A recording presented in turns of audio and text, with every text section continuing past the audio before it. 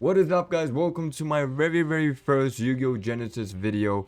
I'm going to show you everything that I know about this format with Blackwings, and I want you to learn also everything. So we're gonna start from the bottom, okay? We're gonna start with the very base Blackwing form, which is going to be the pure synchro deck, Blackwing deck, so that you guys understand how to combo off. Okay, before I even show you like all those other crazy combos with videos, I want y'all to master the basics. Okay, how to utilize small world, how to play build up a pure synchro board and all that. Okay, so really be careful and pay attention to every single thing that I'm trying to say here, because without those things, man, you're not gonna make it. Okay, because Blackwing is a really complicated deck to pilot. It's not as easy as Rise Zero, whatever. Okay, so also, if you feel like you're a more advanced Blackwing player, that you don't care about this stuff and you want to go straight into like all the other things and the other deck profiles,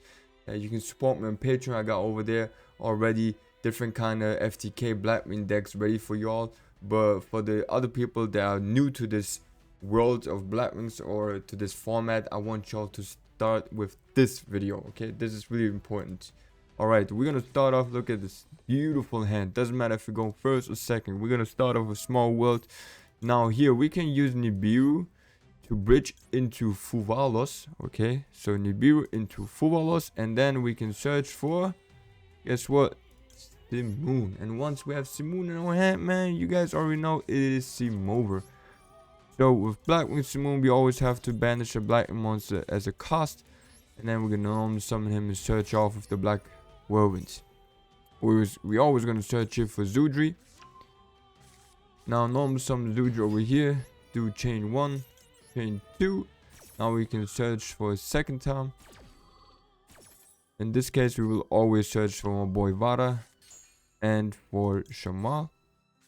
Alright, next up we're gonna use Shamal's effect to set the black feather whirlwind, and then we're gonna special summon my boy Valta, use his effect. We're gonna send Zephyros and Chinook to the graveyard. And then boom, summon the Blackwing Dragon, trigger first chain 1 black feather whirlwind. And then you could use right now Shamal's effect to go and get that, okay, but I want to show you the biggest board possible, so we're not going to do that.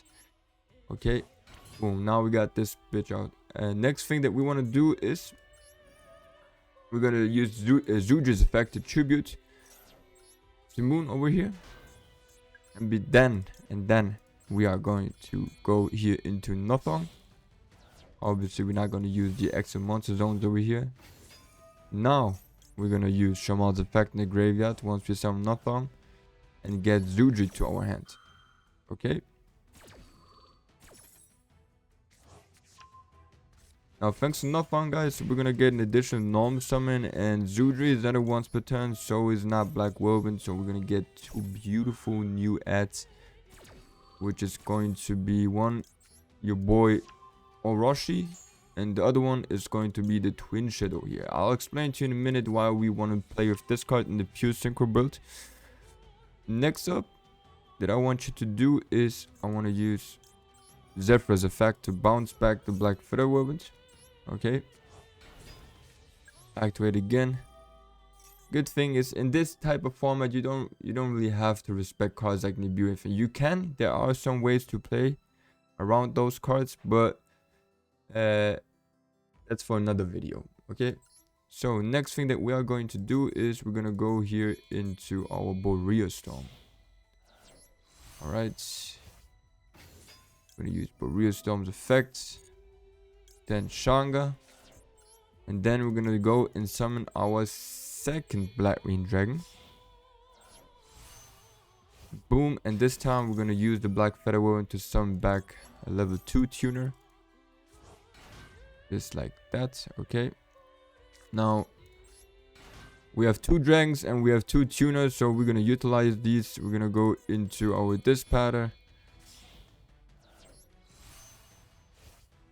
and we're gonna go into our Omni-Negate, because you never know what your opponent is going to play. He could be playing anything.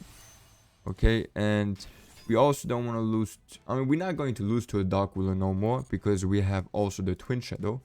But in case in case, I'm just saying, in case he has more engine to play with, we want to kind of prevent that stuff. Okay, here we're gonna now banish these two to summon our assault dragon. Okay, and now we're gonna use this pad as effect to summon back Boreas down from the banished. And now go here and summon either full armor master or second assault dragon. And then boom. Now you got the option to go and summon a third assault dragon or keep that for the grind game follow-up. I personally would keep it for the next because 2 assault dragons are already unbeatable, and if they are unbeatable, we still have the twin shadow. Also, what's also really important is, in case your opponent has Dark Ruler, I'm just gonna pretend like the first card that he activates is Dark Ruler. Let's say this is Dark Ruler, okay? Let's say this is Dark Ruler. You can now use Twin Shadow, okay? Because with Dark Ruler, you cannot react with monster effects. So you can use now Twin Shadow over here. Shuffle back, for example, your Vata and the Nothong.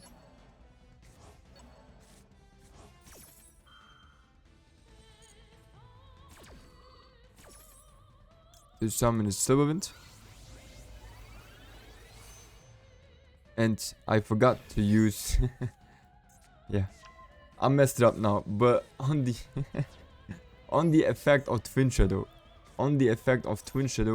you want to chain then the Abyss. I didn't do it, but that's how you can do it. But yeah, I fell asleep and I don't want to redo this video or cut it, but this is how you're basically supposed to do it. Okay, also what you need to know is, because I messed up again, if you want to go into Silverwind, make sure that Twin Shadow wasn't chained as a chain 2 on any card effects. Otherwise, your boy Silverwind is going to miss his timing. Okay, so that is really important. Okay, all right. I'm always doing one take, so I don't want to redo this video. But I hope you guys understand what I'm trying to say here. Okay, and yeah. There's one thing, and then you also gonna have in the graveyard Shanga, and if you have more space on the field, you could have used now Feather Woven to get Chinook to your hand, to special summon Chinook with Black Feather Woven, but because our board is full, we cannot do that. But yeah, this is the first combo that you guys need to know. Alright, another combo that you want to know is, for example, we can do stuff like this. I want to search right now for my boy Zudri, which is why I'm going to banish this to add Zudri to my hand. Okay, yeah, let me show you this, the one thing that you can do with only one Zudri, and this is also really important that you need to know. There's 2 ways to play with one Zudri, and that one way is to utilize Nothong and Twin Shadow. I personally don't like to do that because it takes too many resources away, and we do not want to waste Sephiroth. So we're gonna use Zonda. Okay, we're gonna send Zonda, and we're gonna use Zonda's effect in the graveyard. Summon Simoon, it doesn't matter. And then we're gonna use Zudri's effect to tribute that Simoon to get a token out. Then we're gonna use these 2 to go into Boreas Storm. Alright. And we're gonna use Boreas Storm to send Shanga to the graveyard. Now we can go here with these 2 into this pattern. Banish the Blackwing Dragon, the Boreas Storm from the graveyard. Summon the Assault Dragon. And then just to make Boreas Storm, Shanga alive, we need to summon Boreas Storm. Otherwise Shanga in the graveyard won't be alive because we need to control the Blackwing monster in the field. Okay, and this is the best board that you should be doing with if you only have one Zudri on your hand. Okay, with one Zudri alone, that's the best thing that you should be doing. Because that pop alone is huge in this format, and it's not only good for months, but you can also pop like continuous spells or whatever in case your opponent starts with Mystic Mine or whatever, right? You gotta pop that stuff. All right, so this is the other thing that we have. So keep that combo in mind. The other combo with Zudri going for the Twin Shot and all that, you don't really need that. All right, the last combo that you need to know. So that you understand, the deck mode is of Shamal and Vata, or Vata and Black Featherwound. The only difference with Shamal is that you're gonna get another add to your hand. Here, for example, we're gonna send Zephyros always in that case, and then depending on if you want to extend for more bodies on the field, bigger monsters on the field, or if you want to play more safe with Chinook, I recommend suggest to go with Chinook here, because you never know what's gonna happen. Here we're gonna now special summon back Vata, and then we're gonna use Shamal's effect to get Chinook to our hand. Okay.